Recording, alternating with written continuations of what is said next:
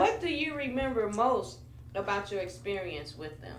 uh, I can remember when they'd say, Joyce, come on in. And then I'd say, how is everyone doing? Oh, we're fine. They could hardly wait because we have a chance to, before we would be, maybe we would go on a trip, or I wanted to introduce them to Chicago to Okay. let them know they were a citizen of Chicago. They were not just on the South Side. And so we would go and I'd say, how are things going? And we would get into conversations.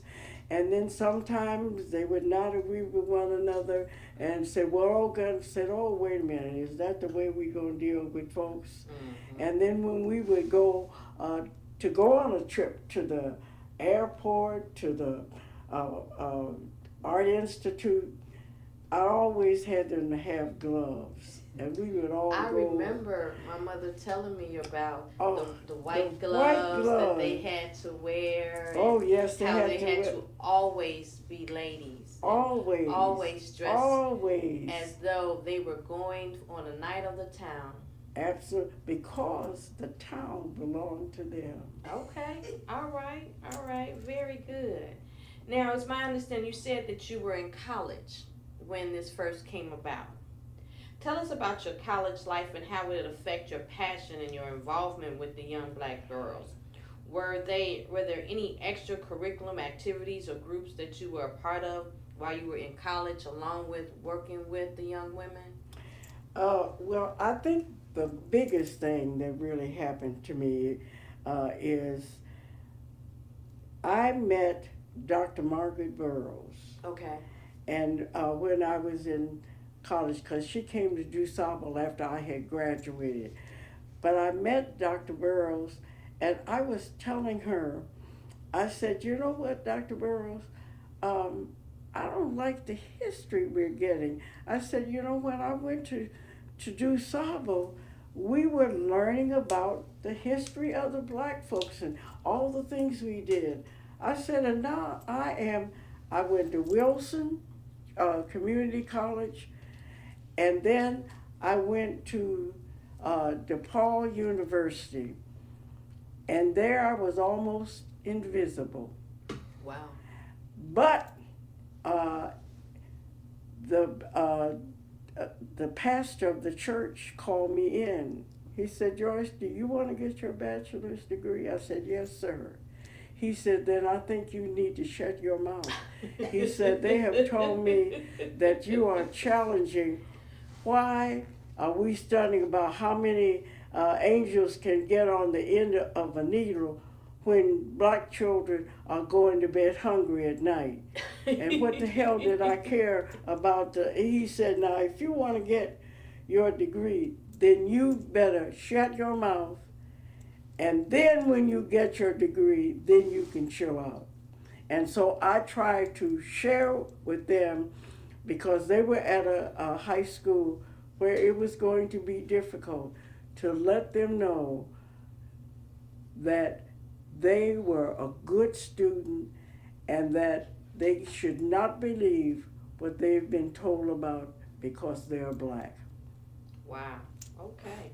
Well, tell us about the time, your career after graduating from high school. Did you go directly into studying? How did your studies and your degree did it connect with what you did right after graduation? Did you become an educator as soon as you graduated? Oh yes, oh Okay. yes, oh yes. Okay. Because remember now, I told you I had nothing but black teachers, so I knew what good teaching was. Okay. However, when I graduated, I went to the board, and they were just opening up where they were integrating, and I was a substitute teacher. And when I went into a school, and the clerk, I said, I'm the substitute teacher. The clerk said, what? She went in and went to the principal. The principal said, I said, I'm your substitute teacher.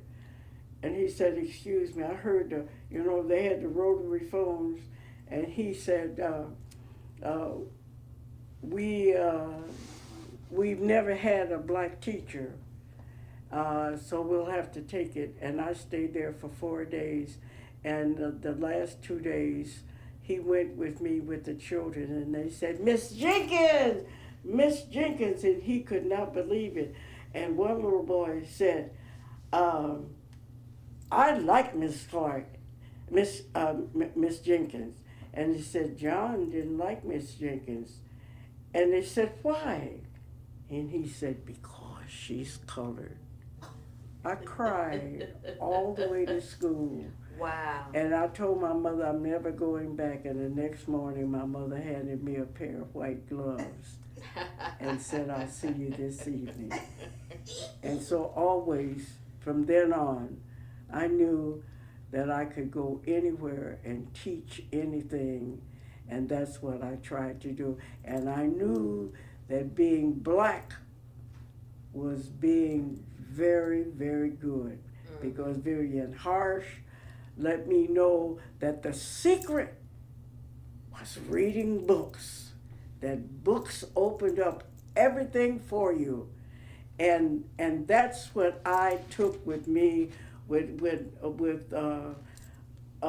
Margaret Burroughs always saying, Langston Hughes is coming, or someone is coming and I think you need to come. Mm-hmm. And so everything I did always were that blacks had a wonderful history, and there was some reason why there was a mystery to the history. And if we expected white folks to educate themselves out of power, then we really need to go and decide where we were going to go, where they have folks that are probably out of it. Okay, all right.